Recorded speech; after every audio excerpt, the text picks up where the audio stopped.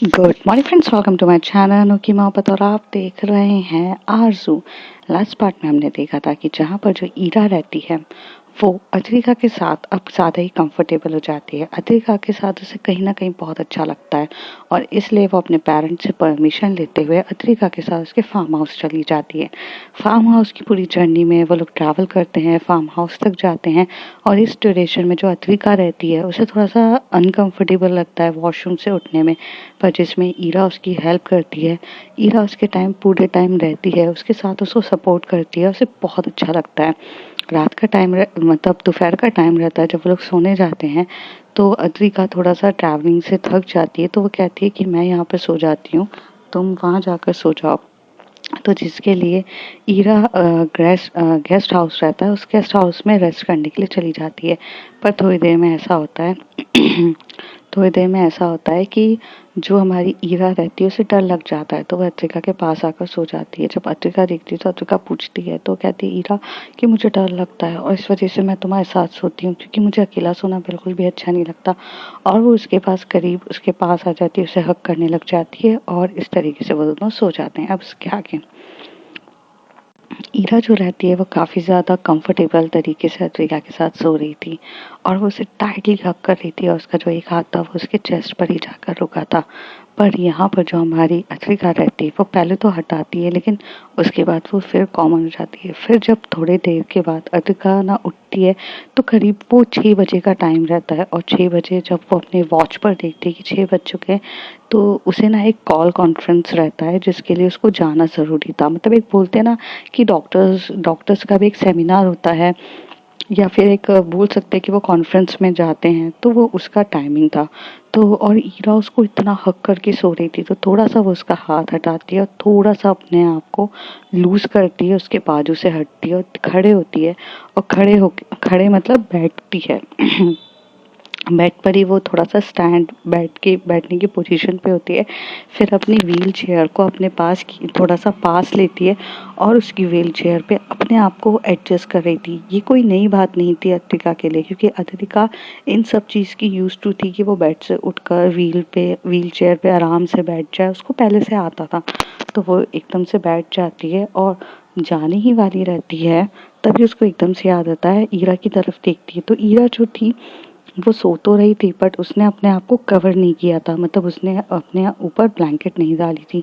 तो यहाँ से ईरा को वो ब्लैंकेट उड़ाती है अद्रिका और बहुत प्यार से उसकी तरफ देख के बोलती है, कितनी मासूम दिखती है ये सोते हुए, एक छोटा सा बच्चा एकदम मासूम सा।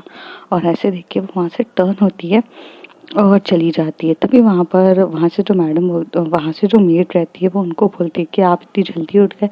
तो कहते हैं कि आज मेरा कुछ कॉन्फ्रेंस है, तो मुझे कॉन्फ्रेंस करने के लिए जाना है। तो तभी वो एकदम से चलती है अपनी गाड़ी से, तो वो दिखती है उसकी गाड़ी चल नहीं रही है, तो वो जो बटन प्रेस करती है उससे नहीं होता। तो वहाँ पर एक उसको मैसेज आता है कि योर व्हील चेयर इज, मतलब जो उसकी जो बैटरी है वो पूरी लो हो चुकी है, मतलब ऑलमोस्ट डेड हो चुकी है। तो तभी वो बोलती है कि बैटरी डेड हो गई है। तो वो कहती है इसका चार्जर कहाँ है, मैं चार्जिंग पे लगा देती हूँ। तो वो कहती है कि हाँ लगा दो, लेकिन मुझे मैं इसमें चार्जिंग भी इसके ऊपर नहीं बैठ सकती ना। तो वो कहती है कि हाँ, तो मैं आपको यहाँ बिठा दूँ सोफ़े पे। तो वो कहती है कि हाँ सोफ़े पे बिठा दो। तो वो थोड़ा सा आगे जाती है और जो मेड रहती है वो उसकी पूरी मदद करती है, वो सोफ़े पे बैठ जाती है। आराम से वो पूरे पैर वैर लंबे करके सोफ़े पे आराम से बैठ जाती हैं और उसको थोड़ा सा कवर अप भी कर लेती हैं। थोड़ी देर में उसकी व्हील चेयर उसको चार्जिंग पे लगा दिया जाता है, वो वहीं बैठी रहती है। अद्रिका बहुत प्यार से ऐसे सो रही ईरा जो रहती है वो बहुत प्यार से सो रही रहती है, लेकिन जैसे वो टर्न होती है तो वो एक साइड मतलब फेस करके आराम से सो जाती है। और हमारी जो अद्रिका रहती है वो कॉन्फ्रेंस कॉल पे लग जाती है, क्योंकि उसका जो कॉन्फ्रेंस कॉल रहता है, बहुत सारा सेमिनार हो रहे रहते हैं, वो उसी में लगती है। कॉन्फ्रेंस कॉल अलग होता है और सेमिनार अलग होता है, दोनों एक चीज़ नहीं होती है। लेकिन जो हमारी अद्विका रहती है वो उस सेमिनार में कॉन्फ्रेंस कॉल भी चल रही रहती है, क्योंकि वो सेमिनार में जो हाईली प्रोफाइल डॉक्टर्स रहते हैं उनसे उनका ओपिनियन भी पूछा जाता है। तो जिसमें जो हमारी अद्विका रहती है वो भी अपनी क्लिनिकल साइकोलॉजिस्ट के बारे में अपना जो पॉइंट ऑफ व्यू होता है वो सब कुछ बताती भी है, और साथ ही साथ वो वेबिनार्स में वहाँ पर अटेंड भी कर रही रहती है, क्योंकि वो आधे लोगों की बातें सुनती भी है और जब उसका टाइम आता है तो वो बताती भी है। तो इस तरीके से वो दोनों की चीज़ें चल रही रहती है। और वो काफ़ी फ़ोकस्ड रहती है। तभी वो जो मेड आंटी रहती हैं जो उनके यहाँ बहुत टाइम से रहती है, वो उनसे पूछती है, अद्रिका मैं कुछ लाऊं? तो वो इशारों में कह देती है कि आप कोल्ड कॉफ़ी ले आइए। तो वो कोल्ड कॉफ़ी लेकर आते हैं और यहाँ पे इस तरीके से वो बिज़ी हो जाती है। थोड़ी देर में ईरा जब टर्न होती है तो वो देखती है कि अद्विका नहीं है और अद्विका गायब हो गई। ईरा एकदम से नींद से उठती है, उसे डर लगता है, वो एकदम से भागते हुए जाती है और चिल्लाती है, अद्विका अद्विका तुम कहाँ हो? तुम मुझे छोड़ के चली गई। अद्विका ऐसे छोड़ा मत करो मुझे। ऐसे वो बहुत पैनिक तरीके से होकर चिल्ला रही थी।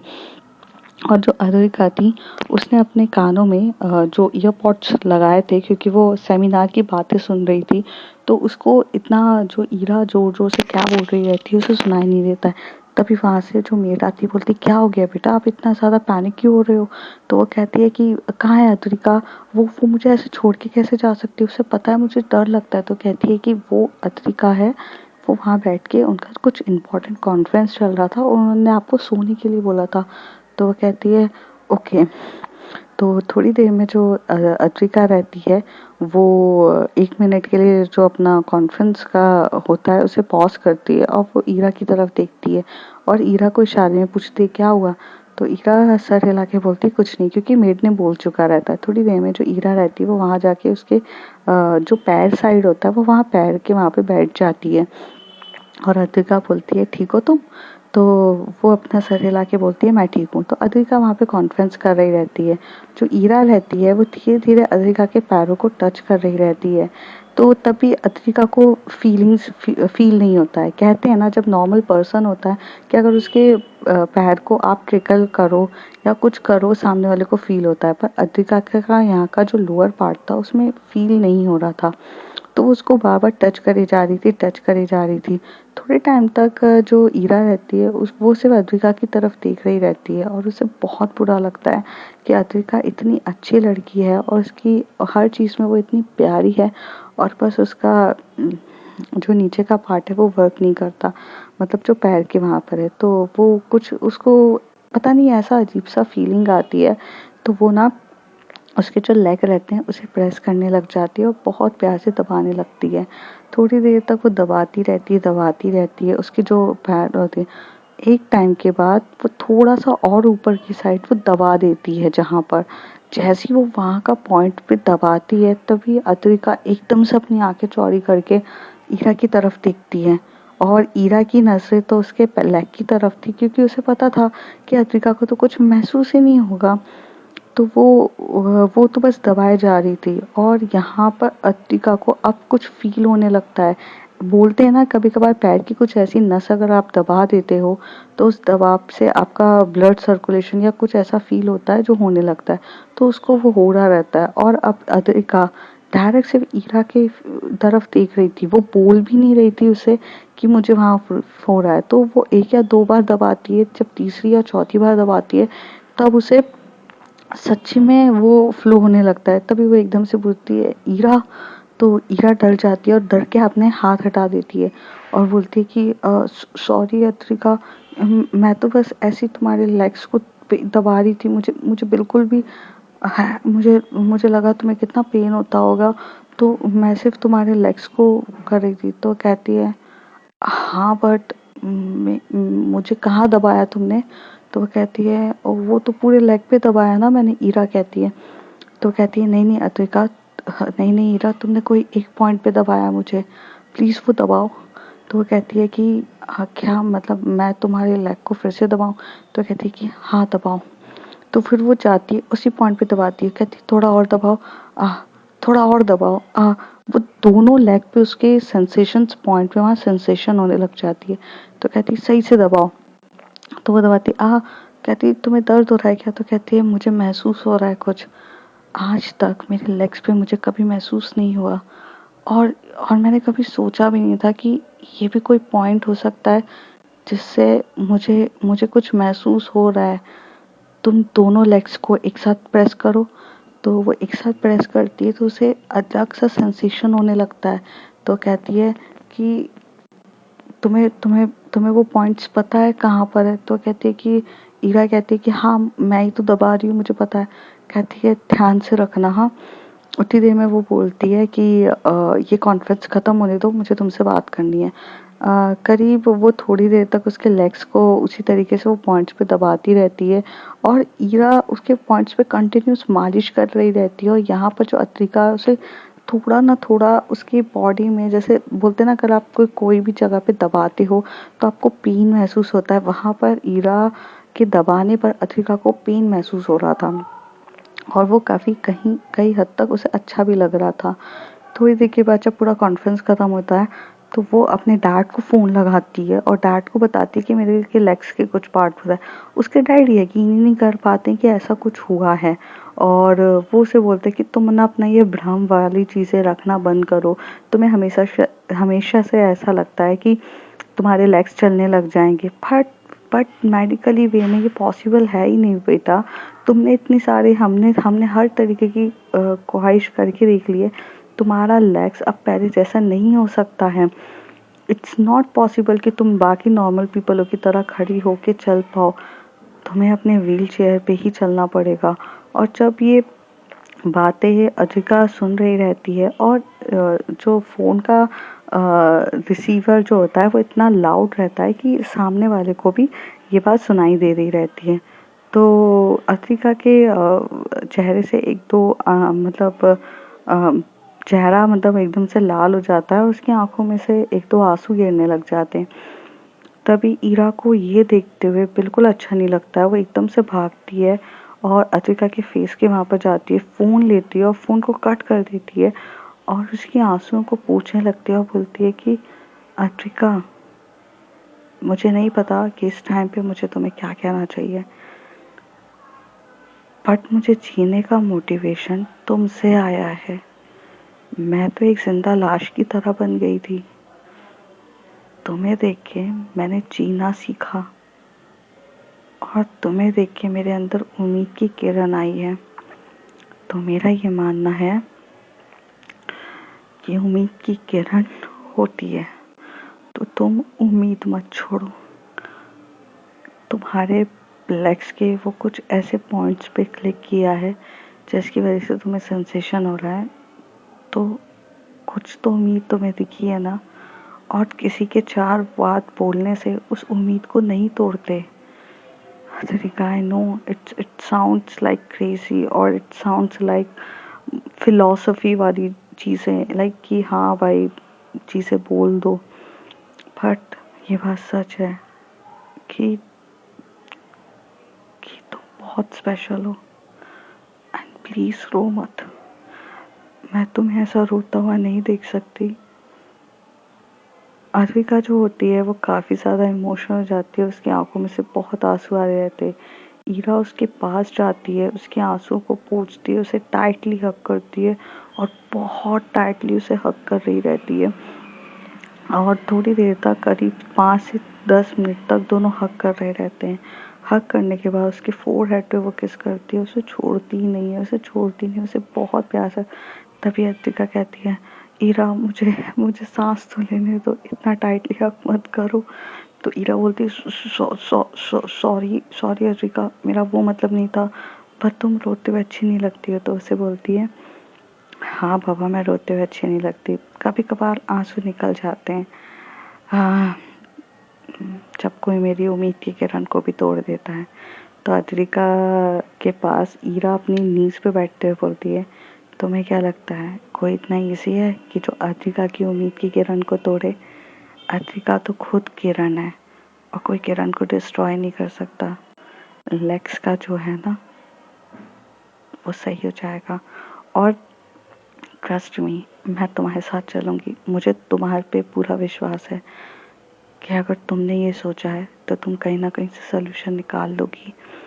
अगर तुमने अगर दिमाग में ये डिसाइड कर लिया है कि मेरे ये कुछ पॉइंट्स हैं, तो तुम कर सकती हो। तभी अद्विका बोलती है, ईरा तुम मुझे जानती तक नहीं हो, you don't know me, how could you say that कि मेरे विश्वास पे विश्वास कर रही हो तुम। मेरे ट्रस्ट पे ट्रस्ट मत करो, हो सकता है कि मैं भी गलत हूँ। तभी ईरा बहुत करीब आके अद्विका को कहती है, ये जो हमारी जो टंग होती है ना, ये एक बार की गलत बोल सकती है, पर जो आंखें होती है ना अद्विका, वो कभी गलत नहीं बोलती। तुम्हारी आंखों में वो कॉन्फिडेंट देखा है मैंने, तुम्हारी आंखों में वो विश्वास देखा है, जो विश्वास ये सिर्फ झूठ पे नहीं आता है, जो सच्चाई पर होता है। और तुम्हारी आंखें तुमसे भी कहीं ज़्यादा सच्ची है, इसलिए मैं विश्वास करती हूँ। और मुझे पता है मेरे विश्वास पे तुम खड़ी उतरोगी और तुम खुद एक दिन खड़ी होगी। तभी अद्विका बोलती है, ईरा मुझे डर लगता है कि मैं किसी का विश्वास न तोड़ दूँ। तो ईरा हंसते हुए बोलती है, जो इंसान पहले से टूटा हुआ है उसको उसको और तो क्या तोड़ सकती हो तुम तोड़ नहीं सकती हो, सिर्फ जोड़ सकती हो। और तुम मुझे जोड़ोगी और मैं तुम्हें जोड़ूंगी। तभी अद्विका को ईरा के इतने करीब आके थोड़ा सा अजीब सा सेंसेशन होता है, तो वो अपनी नसें इधर उधर फैला लेती, मतलब इधर उधर करती है और कहती है, आ, ये सब छोड़ो, तुम इतनी जल्दी उठ के कैसे आ गई। तो कहती है, नहीं नहीं, तो मैं तुम्हें बताया ना, मुझे अकेले सोता हुआ डर लगता है, तो मैं जस्ट आ गई। तो कहती है, ओके फाइन। तो वो कहती है, पर तुम्हारी व्हील चेयर कहाँ है।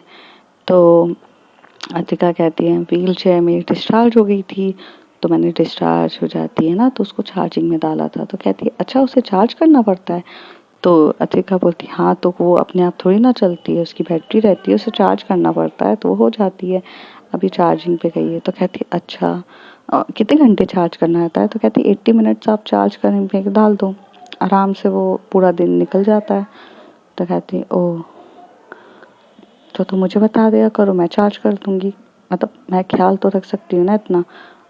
तो तभी अद्विका कहती है, तो तुम चार्ज करने के लिए मेरे घर आओगी रोज। तो ईरा कहती है, आई डोंट माइंड, मतलब तुम्हारी एक स्माइल देखने के लिए मैं तो कुछ भी कर सकती हूँ। आई मीन अगर मुझे बॉर्डर क्रॉस करने को भी मिले तो मैं बॉर्डर भी क्रॉस कर सकती हूँ। तभी अद्विका कहती है, बड़ी फिल्मी हो रही हो तुम। मैं कोई पाकिस्तान में जाके बैठी नहीं हूँ जो तुम्हें सरहद पार करके मुझे देखना पड़ेगा, ओके। वैसे ये फिल्मी लाइंस काफ़ी ज़्यादा फिल्मी थी।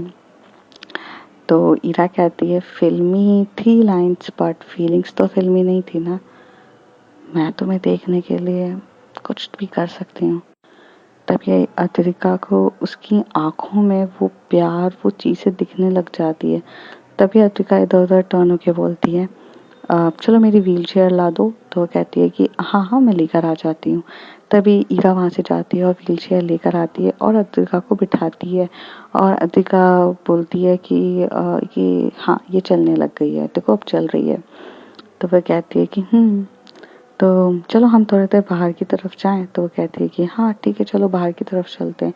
वहाँ से वो व्हील चेयर में बैठ के थोड़ा बाहर की तरफ देखते हैं, तो बहुत बड़ा गार्डन एरिया रहता है और गार्डन एरिया में इतना खूबसूरत से फ्लावर्स वगैरह सब लगे रहते हैं और इतने अच्छे से वो देख रही रहती है, पूरे गार्डन एरिया को घूम रही रहती है। तभी वहाँ से जो ईरा रहती है वो गार्डन एरिया में जाके बहुत सारे फ्लावर्स के बारे में बता रही रहती है कि ये फ्लावर है, वो फ्लावर है, इस फ्लावर की ये खासियत है। तभी ईरा फ्लावर्स को कम पर अद्विका के बताने के तरीकों को ज़्यादा घूर रही थी। तभी अद्विका एकदम से ईरा की और उसकी नज़र एक दूसरे से मिलती है और वो उसे पूछती है कि क्या हुआ तुम्हें, फ्लावर इधर है, मेरे मुंह पर थोड़ी ना फ्लावर लिखा है। तो वह कहती है, नहीं नहीं, आप फ्लावर तो इधर है मुझे पता है, बट मैं सिर्फ देख रही थी तुम्हें। तो वह कहती है कि हाँ ठीक है, कोई प्रॉब्लम नहीं है। और ऐसे कह के वो लोग चलते हैं। तभी वहाँ से मेड आती है, बोलती है कि मैम डिनर रेडी है, आप डिनर कर लीजिए। तो वो कहती है कि ठीक है। फिर ये लोग जाते हैं और वहाँ पर 8 बजे करीब डिनर करने लग जाते हैं। डिनर में खाने में बहुत अच्छी अच्छी चीज़ें बनी रहती है, जो जो फेवरेट चीज़ें होती है वो सब बनी रहती है और वो लोग डिनर कर रहे थे। डिनर करने के बाद जो हमारी अद्विका रहती है वो बोलती है कि इरा, तुम अगर तुम्हें नींद नहीं आ रही है तो तुम रूम पर मेरा वेट कर लो, मैं आती हूँ। तो तभी वो कहती है कि नहीं, मुझे मुझे मुझे तुम्हारे साथ रहना है अद्विका। तो तभी अद्विका बोलती है मुझे कुछ समय अकेले रहना है ईरा, अगर तुम्हें कुछ प्रॉब्लम ना हो तो। कहती है कि हाँ, अगर ऐसी बात है तो मुझे मुझे बिल्कुल प्रॉब्लम नहीं है, मैं जाके बैठ जाती हूँ। तो कहती है ठीक है। तभी वो जा रही रहती है, तभी वो मेड जो वहाँ की रहती हैं वो ईरा को जाते हुए देखती हैं। तो ईरा की आंखों में ना कहीं थोड़ा सा सैडनेस होती है। तो तभी वो अद्विका की तरफ पूछती हैं काय झाला। तो यहाँ पर इसका मतलब होता है क्या चल रहा है। तभी अद्विका बोलती है मला नहीं माहित है। तो वो बोलती है मुझे नहीं पता है। तो वो कहती है कि कुछ है क्या तुम दोनों के बीच में। तो अद्विका उधर देख के बोलती है क्यों, मतलब ऐसा क्या, ऐसा क्यों बोल रही हो। तो कहती है उसे बहुत अपसेट फील हो रहा है कि वो जा रही है। तो वो बोलती है उसे मेरे साथ टाइम स्पेंड करना था, बट मुझे कुछ समय अपने लिए बिताना है। आपको तो पता है मुझे अकेले रहना अच्छा लगता है। तो तभी वो आंटी जो मेड रहती है वो उसके पास आके बोलती है बेटा कब तक अकेली रहोगी, अकेले रहने से कुछ नहीं होगा। अगर कोई तुम्हारी दोस्त बन रही है, मैत्रीन बन रही है, तो उस मैत्रीन के साथ थोड़ा वक्त तो रहो, थोड़ा वक्त बिताओ उसके साथ।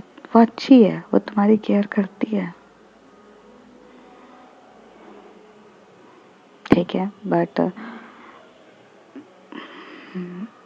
थोड़ा समय अकेले बिताना है। अद्विका ऐसे बोलती है। अद्विका वहां से जाके पूल साइड वाले एरिया पे अकेली बैठी रहती है और वो कुछ सोच रही रहती है, बहुत सोच रही रहती है। ठंडी ठंडी हवाएं चल रही रहती हैं, प्रकृति का वो ठंडी ठंडी हवाएं आना और वो सब चीजें चलना, वो सोच रही रहती है। ईरा जो होती है उसका मन तो पूरा रूम में लग ही नहीं रहा रहता है, उसे बिल्कुल अच्छा नहीं लग रहा रहता कि अद्विका कहाँ चली गई है। ईरा रूम से निकल के बाहर जाती है और अद्विका को देख रही रहती है। अद्विका जो है कि वो ठंडी ठंडी हवाओं को महसूस करके एकदम प्यार से बैठी है और ईरा अपना जो सर टिकाए हुए डोर की तरफ बस उसे ही देख रही रहती है। तभी वहां से जो आंटी रहती हैं वो आती है, मेड वाली आंटी, और वो उससे पूछती हैं काय झाला। तो ईरा एकदम से बोलती आपने मुझे डरा दिया। हाँ, क्या क्या पूछा आपने। तो बोलती हैं कि अच्छा तुम मराठी नहीं आती ना तुम्हें, क्या हुआ है, तुम अद्विका को इस तरीके से क्यों देख रही हो। तो वो कहती है कि नहीं नहीं, मैं मतलब ऐसा नहीं है, मैं तो बस ये जानना चाहती हूँ आंटी कि अद्विका, मतलब मैं जिस अद्विका से मिली थी वो बहुत हंसती मुस्कुराती, एकदम जॉय ऑफ लाइफ है, पर अभी यहाँ पे इतनी शांत, ऐसे क्यों होता है।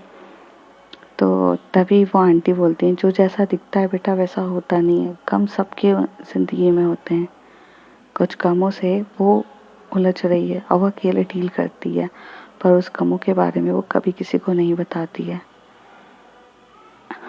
अद्विका हमेशा से सेल्फ इंडिपेंडेंट रही है, वो अकेले हैंडल कर लेगी सब कुछ, भरोसा रखो। तभी ईरा बोलती है हर कोई सेल्फ इंडिपेंडेंट होता है, पर एक टाइम के बाद हम इमोशनली तो कभी ना कभी किसी ना किसी पे डिपेंड होते हैं। वो कहावत तो सुनी होगी ना आंटी आपने कि human is a social animal. तो हम कहीं ना कहीं एक दूसरे पे डिपेंड है। जैसे कि हम हमेशा से कहते हैं कि हम बहुत हेल्दी हैं, हमें कुछ नहीं होता, हम बढ़िया हैं। हम अगर हेल्दी हैं तो कहीं ना कहीं हम किसानों पे डिपेंडेंट है, क्योंकि किसान हमें खाने के लिए अच्छा अच्छा देते हैं। और अगर हम कुछ अच्छा अच्छा खाना नहीं खाएंगे तो हम कैसे रहेंगे। और अगर वही खाना हमें हमारे लिए सही तरीके से हमें ना मिलता हो तो हम तब भी डिपेंडेंट हो जाते हैं एक डॉक्टर की तरफ कि वो हमारा ट्रीटमेंट करेगा, हमें बचाएगा। तो कहीं ना कहीं हम कहीं ना कहीं किसी ना किसी पे डिपेंडेंट है। तभी ईरा की बातें सुनकर आंटी कहती है, बिल्कुल सही कहा बच्चा तुमने, बट वो अकेला फील कर रही है अभी, उसे अकेले रहने दो, चलो अंदर चलते हैं। पर क्या ईरा उसे अकेला छोड़ सकती थी? नहीं। वो आंटी को बोलती, आप जाओ, मैं यहीं पे बैठी हूँ। तो वो ईरा जो होती है वो कंटिन्यूस अत्विका को डिस्टर्ब भी नहीं करती है, पर उसे देखकर वो काफ़ी सुकून महसूस करती है। थोड़ी देर के बाद अत्विका अपनी आंखें खोलती है और इधर उधर देखती है। जैसे वो इधर उधर देखती है तो उसे वहाँ पे ईरा दिखती है। तभी अत्विका एकदम से ईरा की तरफ बोलती है, तुम वहाँ खड़े होकर क्या देख रही हो, आओ। तो ईरा उसके पास आके बोलती है कि मैं तो बस तुम्हें देख रही थी, तुम ठंडी ठंडी हवाओं को किस तरीके से देख रही थी।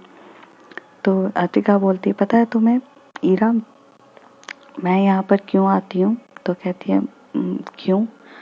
क्योंकि हमें प्रकृति ना बहुत कुछ सिखाती है। पता है जब तुम नदी की तरफ देखोगी तो एक टाइम होता है, नदी शांत भी होती है और कभी कभार नदी अपने एकदम अपने उच्च प्रभाव पे भी होती है। मतलब वो हाई पिच पे भी होती है और एकदम लो पिच पे भी होती है। लो पिच पे उसका पानी बहुत शांत होता है, जब हाई पिच पर आती है तो वो फ्लड लेकर आ जाती है, वो तबाहियां मचा देती हैं। पानी का झरना, पानी के झरने को देखा है कभी तुमने? तो कहते कि हाँ, पानी का झरना क्या होता है, नदी का ही पानी रहता है। नदी अपना रास्ता खुद बनाती है। जब अगर बहुत जम के पहाड़ बीच में आ जाए तो वो वहां से बहने के बजाय थोड़ी साइड की जगह से बहती है, पर वो बहती रहती है। वैसे ही हमारी जिंदगी होती है, कुछ भी हर्डल्स आ जाए हमें चलना ही होगा, हम रुक नहीं सकते हैं, हम बिल्कुल भी नहीं रुक सकते हैं। बस वही लाइफ है। मेरी लाइफ में एक हर्डल आ गया है कि मैं चल नहीं सकती अब, पर इसका मतलब थोड़ी ना है कि मैं रुक जाऊंगी, मुझे चलना होगा। और उसी तरीके से ये हवाएं, कभी देखा होगा आपने कि हवाओं का रुख बदलता रहता है। मतलब कभी ईस्ट से वेस्ट घूमती है, कभी वेस्ट से ईस्ट होती है, साउथ से नॉर्थ होती है और नॉर्थ से साउथ होती है। कहीं पर भी हवाएं घूमती हैं। वो हमें पता है क्या बताना चाहती हैं? कि वक्त, जिस तरीके से हवाओं का रुख कभी स्थिर नहीं होता, उसी तरीके से हमारी परिस्थितियां भी स्थिर नहीं होती हैं। परिस्थितियां भी बदलती रहती हैं, कभी अच्छी होती है, कभी बुरी होती है, पर हवाओं भी चलती रहती हैं। कभी इस तरीके से नहीं तो दूसरे तरीके से। उसी तरीके से हमारी परिस्थितियां भी जब सेम ना हो तो हमें इस तरीके से नहीं, अलग तरीकों से सोचना चाहिए। और वक्त से बड़ा कुछ नहीं होता। वक्त हमें ये दिखाता है कि अगर एक टाइम अंधेरा है तो एक तरफ उजेला भी होगा। जैसे कि 24 घंटे जब कटते हैं तो एक तरफ सूरज उगता है, एक तरफ सूरज ढलता है। उसी तरीके से हमारी जिंदगी में भी कभी अप्स आते हैं, कभी डाउन आते हैं, कभी खुशी होती है, कभी गम होता है।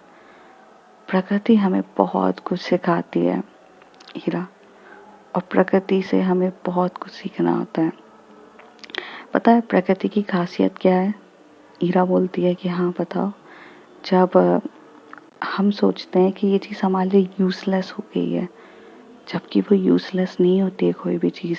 मतलब अगर पेड़ को देखोगे तो पेड़ की कुछ ऐसे पत्ते रहते हैं जो जो सूख के गिर जाते हैं और वो गिर के उस मिट्टी में मिल जाते हैं। हमें लगता है कि वो कुछ काम के नहीं है, पर पता है वो सबसे ज़्यादा काम के होते हैं, क्योंकि वो डिकम्पोज्ड होकर एक सॉइल बनाते हैं और उस सॉइल से एक नए पौधे को जन्म देते हैं।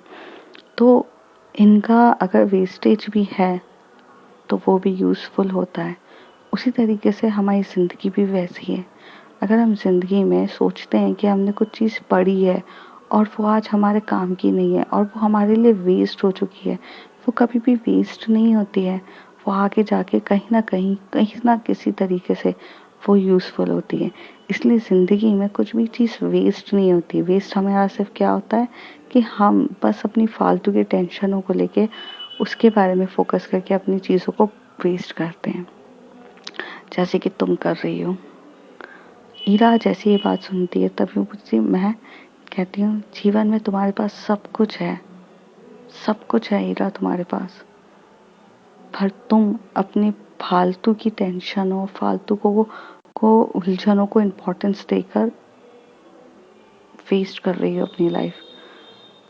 और तुम ये सब चीज़ें मत देखो, तुम्हें ऐसा लगता है कि अब ये चीज़ के बाद मेरा कुछ भी नहीं है, जबकि वही तुम्हारी एंडिंग की स्टार्टिंग होती है। जैसे मैंने बोला ना कि पत्ते अगर झड़ जाते हैं तो वो झड़ते हुए पत्ते भी फॉइल में मिलकर एक नए पौधे को जन्म देते हैं। अगर तुम्हें लगता है कि तुम्हारी लाइफ यहाँ पर एंड हो गई है तो वो कभी एंड नहीं होती है, वो बिगिनिंग ऑफ लाइफ होती है। तुम्हें सिर्फ अपनी खुशी का सोर्स ढूंढने की ज़रूरत है हीरा। तुम्हें जिस दिन वो मिल गया ना, तुम बहुत खुश रहोगी। और मैं तुम्हें बस यही बताना चाहती हूँ कि खुशी तुम्हारे अंदर है, उसे बस उजाला देने की ज़रूरत है। ओके। ईरा ये सारी बातें सुन के अद्विका की तरफ बहुत प्यार से देख रही रहती है और फिर बोलती है, अद्विका सेम चीज़ मैं भी तुम्हें कहना चाहती हूँ। दूसरों की बातों को सुन के डिसअपॉइंटेड मत हो, और कोई एक हैप्पीनेस तो तुम्हारे अंदर भी होगी जो तुम्हें खुश रहने पे मजबूर करेगी। मैं नहीं जानती तुम्हारे साथ क्या हुआ है, बट तुम उम्मीद की किरण खुद हो, तुम कुछ भी कर सकती हो। ईरा की ये बात सुन के अद्विका कहती है, मैं तुम पर आती हूँ तो मुझ पर आ जाती हो।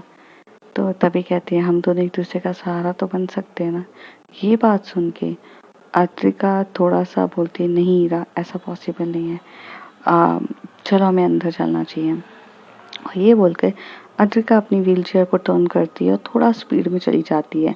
ऐसी क्या बात थी जो अद्विका को बुरी लगी थी, अब ये सब जानिए अगले कुछ एपिसोड्स में। तब तक के लिए bye bye, take care. If you like my story, like share and subscribe. और आज कुछ ज़्यादा ही ज्ञान दे दिया मैंने, तब तक के लिए बाय बाय।